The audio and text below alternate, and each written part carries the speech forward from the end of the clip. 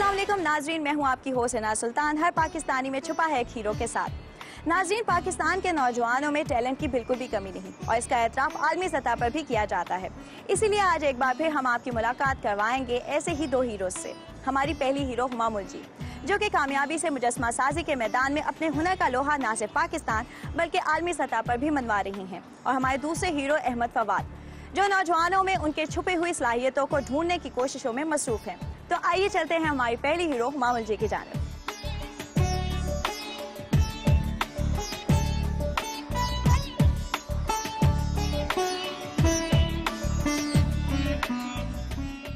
जी तो नाजरीन, इस वक्त हम मौजूद हैं हुमा मुलजी के साथ। तो जानते हैं उनसे कि किस तरह से वो अपने ख्यालात का इजहार मुजस्मा साजी के थ्रू करती हैं। अस्सलाम वालेकुम। वालेकुम सलाम।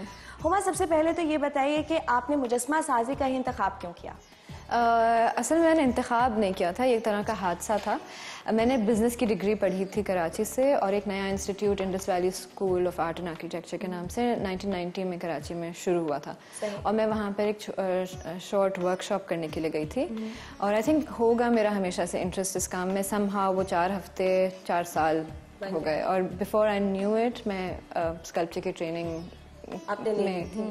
हुमा, आपने मास्टर ऑफ फाइन आर्ट्स कहाँ से किया? मैंने master of fine arts Berlin से किया, जर्मनी से।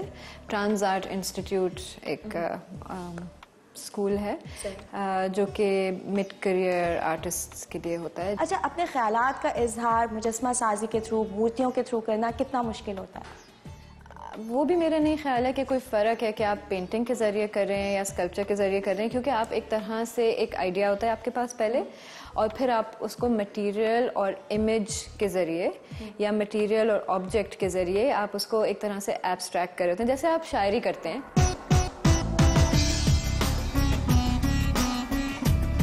आप अबराज ग्रुप आर्ट प्राइज़ 2013 के लिए मुंतखब हुई, उसमें किस किस्म का आर्ट वर्क था? अबराज ग्रुप आर्ट प्राइज़ के लिए मैंने एक कैबिनेट ऑफ क्यूरियोसिटीज़ बनाया था। कैबिनेट ऑफ क्यूरियोसिटीज़ वहाँ से आते हैं जो 16th सेंचुरी में कुछ लोग जो कलेक्शंस करते थे या जो चीज़ें जमा करते थे, हर किस्म की चीज़ें होती हैं। ज़्यादातर उसमें अजीब चीज़ें होती हैं, जहाँ से ये लफ्ज़ अजायब घर भी आया है। वहीं से म्यूज़ियम का आइडिया आया है कि जो कलेक्शंस होते हैं वैसी चीज़ों के होते हैं जिन्हें कभी किसी ने देखे नहीं होते। तो उस चीज़ पे था और उसमें मैं कर ये रही थी कैबिनेट के अंदर कि मैं कुछ ऐसी चीज़ें रखती थी जिनको जब आप जोड़ने की कोशिश करें एक मतलब बनाने के लिए तो अक्सर देखने वाला खो जाता है, उनको समझ नहीं आता कि क्या हो रहा है। तो मेरा इंटरेस्ट ही इस चीज़ में है कि फैक्ट और फिक्शन और डाउट का जो आइडिया है ना, जो शक, मेरे ख्याल से शक बहुत इंपॉर्टेंट चीज़ है आगे बढ़ने में, सीखने में, डेवलपमेंट में, एवोल्यूशन में। अबराज ग्रुप आर्ट प्राइज़ तो वैसे भी मिनासा का सबसे बड़ा प्राइज़ है, राइट? इसमें बहुत सारे मुल्क हैं। कौन कौन से ममालिक इसमें पार्टिसिपेट करते हैं? इसमें ये जो मिनासा है वो मिडल ईस्ट, अफ्रीका और साउथ एशिया को केटर करता है।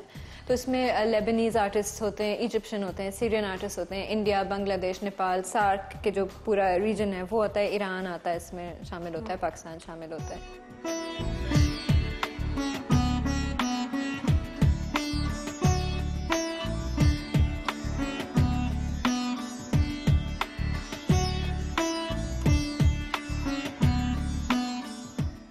आपने Abraaj group art prize win किया, उस वक्त पाकिस्तानी होने पे कितना फ़ख्र महसूस हुआ? बहुत बड़ी बात है ये, बहुत फ़ख्र होता है कि आप, एक तो बहुत अहम चीज़ है पाकिस्तान के लिए जीतना इस तरह का आर्ट प्राइज़ जो कि मिडल ईस्ट, साउथ एशिया और अफ्रीका को केटर करता है। हुमा, आपसे बातों का सिलसिला तो चलता रहेगा। अभी हम चलते हैं हुमा के स्टूडेंट्स की जानिब और उनसे जानते हैं कि एज ए स्टूडेंट उन्होंने हुमा से क्या कुछ सीखा है।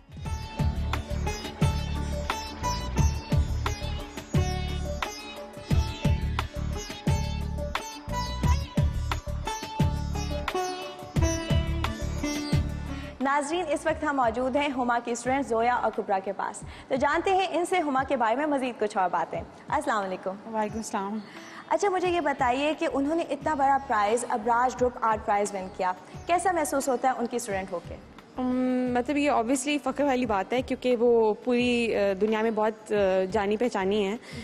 मतलब मैं अभी मिसाल के तौर पे अभी रिसेंटली इंडिया गई थी तो वहाँ पे भी मुझसे आके लोग पूछते थे आप हुमा मुलजी को जानती हैं, तो मैं उनको बताई थी कि वो मेरी टीचर हैं। तो हाँ, मतलब बहुत अच्छा फील होता है। अच्छा कुबरा, आप बताइए कि आप तो अफगानिस्तान से पढ़ने आई हैं हुमा से, तो आपने वहाँ से उनके बारे में सुना था, ये यहाँ आके पता चला और कैसा महसूस होता है उनकी स्टूडेंट होके? बहुत खुशी महसूस हो रही थी कि मैं जिन आर्टिस्ट को मैं उसके बारे में पढ़ती थी, एक था उसके दरमियान सिर्फ एक ये हुमा मुलजी भी थी, उसको यहाँ देखकर बहुत प्राउड फील करती थी। अच्छा, मुझे ये बताइए कि आप लोगों को उनके काम से कितनी इंस्पिरेशन मिलती है? क्या आप लोग अपने स्कल्पचर्स में भी उनसे कुछ इंस्पिरेशन लेते हैं? हाँ, मतलब उनका आइडियाज़ के नहीं, लेकिन वो जो प्रोसेस है उनका वो बड़ा इंस्पायरिंग है, क्योंकि वो बड़ी क्रिटिकली सोचती हैं, वो बहुत ज़्यादा सोचती हैं, डिटेल में जाकर सोचती हैं, तो वो हमें इनकरेज भी उस तरह से करती हैं। तो ऑब्वियसली हम उनके अंडर मतलब यही बातें अडॉप्ट कर रहे हैं। अच्छा, मुझे ये बताइए कि आप लोग पाकिस्तान में स्कल्पचर का फ्यूचर कहाँ देखते हैं? क्योंकि ये आर्टिस्ट की जनरेशन है, ये हम लोगों को सिखा रही हैं, तो एक वो हो रहा है, ग्रोथ हो रही है पाकिस्तान में बहुत ज़्यादा, ग्रोथ हो रही है। हाँ, हो रही है। बहुत बहुत शुक्रिया। सो व्यूअर्स, ये तो थे उनके स्टूडेंट्स जिनसे हमने हुमा के बारे में बात की। अब हम चलते हैं हुमा के पास और उनसे मज़ीद बात करते हैं।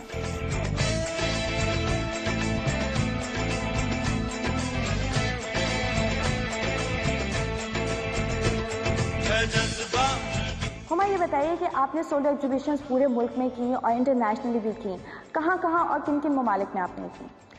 मैंने सोलर एग्जीबिशन एक इंडिया में की है, दुबई में की है मैंने एक एलिमेंटा गैलरी पर 2009 में, और कुछ एग्जीबिशंस लाहौर में की हैं, रोहतास गैलरी पर और एनसीए पर।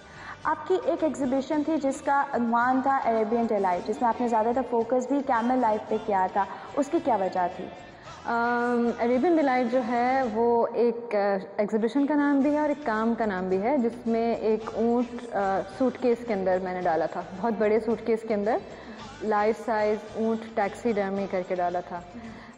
और उसका क्योंकि मैं जो रिलेशनशिप जो दुबई और जनरली जो अरेबिया की पाकिस्तान के साथ है, उसके बारे में बात कर रही थी। आपकी एक रिसेंटली एग्जीबिशन इंडिया में भी हुई थी जिसका उन्वान ट्वाइलाइट था, कुछ उसके बारे में बताइएगा। ट्वाइलाइट उस टाइम को कहते हैं जिसमें जो वो ना रात होती है ना दिन होता है, तो पूरा जो एग्जीबिशन था वो मैंने उस चीज़ के बारे में बनाया था कि हम एक ऐसे मकाम पर हैं इस वक्त दुनिया में, हिस्ट्री से निकल के एक फ्यूचर में जा रहे हैं। अच्छा, ये तो आपकी सोलो एग्जीबिशंस थी, आपकी ग्रुप एग्जीबिशंस भी हुई हैं, वो भी इंटरनेशनल डिफरेंट जगहों पर हुई हैं, वो कहाँ हुई हैं? ग्रुप एग्जीबिशंस मेरी काफ़ी जगहों पर हुई, इंडिया में दिखाया है, यूके में, यूएसए में, इटली में, दुबई में, यहाँ पे बहुत सारे ग्रुप एग्जीबिशंस। आर्ट की वजह से पाकिस्तान को दुनिया भर में कहाँ मुकाम दिया जाता है? पाकिस्तान का इस वक्त आर्ट के का मुकाम एक्चुअली बहुत अहम है। बहुत सारे लोग जो समझते थे कि पाकिस्तान में नहीं होता काम, उन्होंने आना शुरू किया पाकिस्तान, क्यूरेटर्स ने, म्यूज़ियम्स ने और इंस्टीट्यूशंस ने, इतनी कोलैबोरेशंस हुई हैं और इतना अच्छा काम यहाँ से बाहर गया है कि और लोग आना चाहते हैं और दिखाना चाहते हैं और ख़रीदना चाहते हैं यहाँ के काम।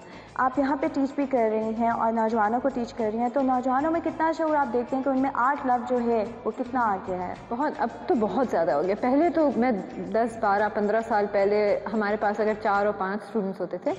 अगला जो बैच है जिसको मैं पढ़ाने वाली हूँ वो 25 स्टूडेंट्स हैं फ़ाइन आर्ट जो ले रहे हैं। हुमा, आज के हवाले से आपके फ्यूचर प्लान्स क्या हैं? मेरे कुछ एग्जीबिशंस हैं। 2014 में मैं एक और इंडिया में एग्जीबिशन करूँगी बॉम्बे में, और यहाँ पे मैं कुछ और कोलैबोरेटिव काम करना चाहती हूँ अगले साल।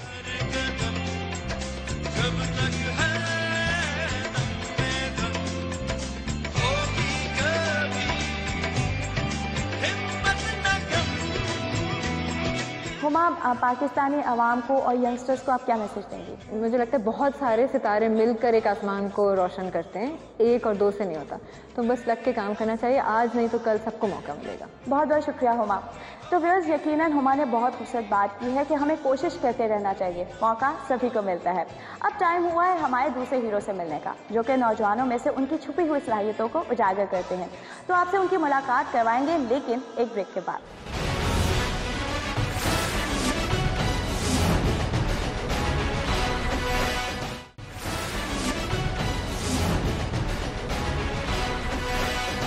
सबसे पहली चीज जो है वो है एडवर्टाइज योर सेल्फ। आप अपने आप को जानें। जो तुम में है ना, किसी में नहीं। अस्सलाम वालेकुम। वालेकुम अस्सलाम। अहमद, ये बताइए कि आपको किस तरह से लगा कि एक नौजवान को अपनी सलाहियतें जो है वो ढूंढने की बहुत ज़्यादा ज़रूरत होती है, आपको क्यों ये लगा? वालिदैन जो अपनी ख्वाहिशात पूरी नहीं कर सकते अपनी जवानी में, उनको लगता है उनके बच्चे पूरी करेंगे। हालांकि बच्चा एक इंडिविजुअल है, उसकी अपनी लाइफ है, उसका अपना करियर है, उसको पहले एग्जैक्टली उसको सर्च तो करने दें कि वो खुद क्या है। तो मेरा उस पर इसलिए फोकस था कि ट्राई टू अंडरस्टैंड योरसेल्फ, आप है किस लिए। हमें ये बताइएगा कि डेयर टू ड्रीम क्या है और किस तरह से एक नौजवान के करियर में इम्पोर्टेंट हो सकता है। My message to our entire young generation is think big. बड़ा ख्वाब देखें, बड़ा आदमी बनने का ख्वाब देखें, और ऐसा नहीं हो सकता कि आप ना बन सकें। कुदरत का निज़ाम बहुत ट्रांसपेरेंट है, तो बड़ा ख्वाब देखें, उसकी अचीवमेंट के लिए, उसको हासिल करने के लिए पागलों की तरह मेहनत करें, कॉम्प्रोमाइज़ नहीं करें कहीं पे भी, फिर डेफिनेटली अचीव करें। अच्छा, अपनी ट्रेनिंग्स में आपने सीवी को बहुत ज़्यादा इंपॉर्टेंस दी है, इसकी कोई खास वजह? आपका जो सीवी है वो इंतहाई कस्टमाइज्ड और डायरेक्ट होना चाहिए। जिस फील्ड में आप जा रहे हैं, जहाँ पे आपको पता है टोटल 3 सेकंड लेते हैं सीवी स्क्रूट करने वाले देखने के लिए कि ये बंदा हमारे काम का है। उन 3 सेकंड में आपने डिसाइड करवाना होता है कि आपको कॉल की जाएगा। तो कस्टमाइज सीवी अगर होगा, अच्छा निटेड सीवी होगा, तो फिर आपको कॉल आएगी, वरना कॉल नहीं आएगी। अच्छा, सीवी बनाने के लिए फिर सबसे ज़्यादा अहम चीज़ क्या होती है? आपका सीवी अचीवमेंट ओरिएंटेड होना चाहिए। सिर्फ एक कोर सिंपल अचीवमेंट्स, इसका मतलब ये नहीं एक नया फ्रेश आदमी है तो उसकी कोई अचीवमेंट नहीं है, ऐसा नहीं है। आपने यूनिवर्सिटीज़ में, कॉलेजेस में अवार्ड्स लिए होंगे, कोई ना कोई आपने ऐसा काम किया होगा जो डिस्टिंक्टिव हो, आपने सेमिनार्स करवाए होंगे, राइट, कहीं पे कुछ बोला होगा, कुछ प्रोजेक्ट्स किए होंगे, अब वो लिखें।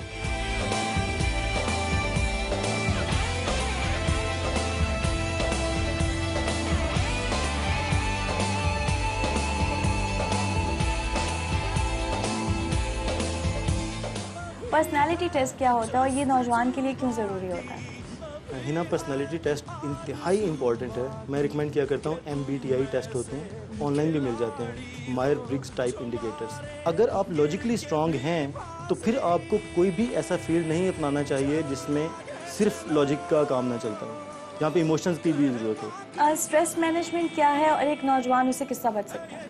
Stress management is a syndrome है ना, ये ऐसे ही है कि आपको एक बीमारी लगती है, उससे दूसरी तीसरी लगना शुरू हो जाती है। नौजवानों में इसलिए बहुत ज़्यादा है कि जब वो अपनी कोई डिग्री हासिल करते हैं ना, उसके बाद नौकरी की तलाश में निकलते हैं, तो उनको जगह जगह से जवाब मिलता है कि नहीं मिल सकता। 2 तरीके होते हैं which I recommend. One is immediate one, हम एक्सरसाइज करते हैं, उसको हम लॉफ्टर थेरेपी कहते हैं। आराम से आप कमरे में जाएं और हंसना शुरू कर दें। दूसरा स्ट्रेस को डील करने का तरीका ये होता है कि आप उसके बाद बैठ के अपना पूरे के पूरे प्रॉब्लम्स लिखें कि यार इश्यूज आ क्या रहे हैं। आपको अपने प्रोफेशनल करियर में बहुत सारे अवार्ड्स और अचीवमेंट्स मिली, कुछ इस बारे में बताइए। जस्ट 4-5 ईयर्स अगो मेरे 8 महीने का करियर था, कुछ मैं बीमार हो गया था उस साल में, तो 8 महीने में मैंने 5 employ of the month award जीते थे।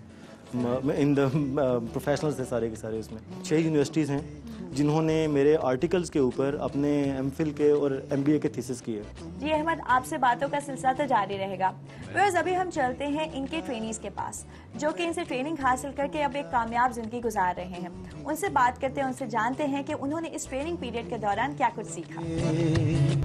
वो दिन फिर आएगा जब ऐसा होगा पाकिस्तान, मैं तो देखूंगा, मैं तो देखूंगा। अस्सलाम वालेकुम। अस्सलाम वालेकुम। अच्छा, मुझे ये बताइए कि ये ट्रेनिंग हासिल करके आपको अपने अंदर कौन से ऐसे हिडन टैलेंट्स थे जिनके बारे में पता चला? मैंने इनका आर्टिकल रीड किया, आर ट्रेनर्स एंटरटेनर्स। मुझे ये पता चला कि ट्रेनिंग नीड एनालिसिस की बहुत ज़्यादा डिमांड है आजकल, और इसका कंसेप्ट इससे पहले किसी ने भी नहीं दिया था कि जब तक हम लोग TNAs नहीं बनाएंगे कि किसी कंपनी में क्या रिक्वायरमेंट है, क्या नीड है, उसके बगैर हम ट्रेनिंग कंडक्ट नहीं कर सकते। और इनसे करने के बाद मेरा थीसिस ये था कि फर्स्ट अटेम्प्ट में इम्प्रूव हो गया और वो काफ़ी अच्छा ATC ने पब्लिश भी किया उसको। आपकी लाइफ में कितना चेंज आया? मुझे पता नहीं था कि मैं क्या करूं क्या ना करूं। डेयर टू ड्रीम इनका था, जिसमें इन्होंने बताया था कि आप ख्वाब देखें, आप ख्वाब को पूरा कर सकते हैं। और मेरा ख्वाब था एक मालिक, एक कंपनी का मालिक बनने का, और इन्हीं के बताए हुए तरीके के ऊपर अमल करते हुए, और उसका मुझे बहुत बेनिफिट हो रहा है कि अब एक बिजनेस, एक कंपनी जो है वो मैं रन करूँ। तुम भी देखोगे, तुम भी देखोगे। नाज़रीन, अहमद हमारे साथ दोबारा से मौजूद हैं, तो उनसे बातों के सिलसिले को आगे बढ़ाते हैं। अहमद, ये बताइए कि सेल्फ मार्केटिंग क्या है और एक नौजवान के लिए वो किस हद तक इम्पोर्टेंट हो सकती है? मेरे लिए सबसे इम्पोर्टेंट चीज़ ये है कि आपको अपना यूनिक सेलिंग पॉइंट, क्योंकि आप एज प्रोडक्ट मार्केट में फिरते हैं, एज यूनिक प्रोडक्ट फिरते हैं, तो आपका यूनिक सेलिंग पॉइंट कोई होता है। आपको उसका पता होना चाहिए। आप बोलने में अच्छे हैं, लिखने में अच्छे हैं, आप स्टेज के अच्छे फनकार हैं, बैक एंड पे बैठ के ज़्यादा अच्छा काम कर सकते हैं, तो फितरत ने आपको कुछ क्वालिटीज़ दी हैं, उसके बारे में आपको पता होना चाहिए और बताना आना चाहिए। अहमद, आप स्टूडेंट्स को फ्री ट्रेनिंग भी देते हैं, ये ट्रेनिंग्स कहाँ कहाँ देते हैं? मैं मुख्तलिफ यूनिवर्सिटीज़ और कॉलेजेस में ट्रेनिंग सेशन करता हूँ स्टूडेंट्स के लिए, और उसके पीछे सिर्फ एक मोटिव है कि हम लोगों ने अपनी जब यूथ थी, हम स्ट्रगल कर रहे थे, तो तब हमें ढूंढना पड़ता था लोगों से एडवाइस लेने के लिए। तो अभी भी मुझे मार्केट में वही हालात नज़र आते हैं। तो मैं यूनिवर्सिटीज़ में विज़िट करता हूँ, उनको CV डेवलपमेंट के ऊपर, इंटरव्यूइंग स्किल्स के ऊपर, पर्सनालिटी डेवलपमेंट के ऊपर सेशंस देता हूँ, ताकि वो मार्केट में टारगेटेड अंदाज में जा सकें, बजाय इसके कि वो इधर उधर घूमते रहें और फिर मार खाते रहें। अहमद, आपने बिजनेस प्लान कंपटीशन में एज ए जज भी पार्टिसिपेट किया, आपकी क्या ऑब्जर्वेशंस थी? बिजनेस प्लान कंपटीशन मैंने तीनों जगह, लाहौर, कराची, इस्लामाबाद, तीनों जगहों पे किया, और MBA के स्टूडेंट्स को उसमें ऑब्जर्व किया, बिलखसूस प्राइम मिनिस्टर एंटरप्रेन्योर चैलेंज के दौरान भी और कराची में भी। बड़ी ऑब्जर्वेशंस ये हैं कि हमारे नौजवानों के आइडियाज़ बहुत अच्छे होते हैं बिज़नेस के हवाले से, लेकिन बदकिस्मती ये है कि वो जब मार्केट में निकलते हैं तो सिर्फ नौकरी तलाश करते हैं, उनको एग्जीक्यूट नहीं करते। नौजवानों को आप क्या मैसेज देंगे? डेयर टू ड्रीम, ख्वाब देखें, लेकिन सिर्फ एक रिक्वेस्ट है मेरी कि अपने ख्वाबों के पीछे पागलों की तरह भागते हुए अपने अजीज़ों, रिश्तेदारों, दोस्तों को ना भूल जाएं।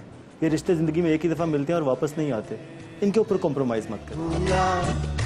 मैं तो देखूंगा, तुम भी देखोगे, तुम भी देखोगे।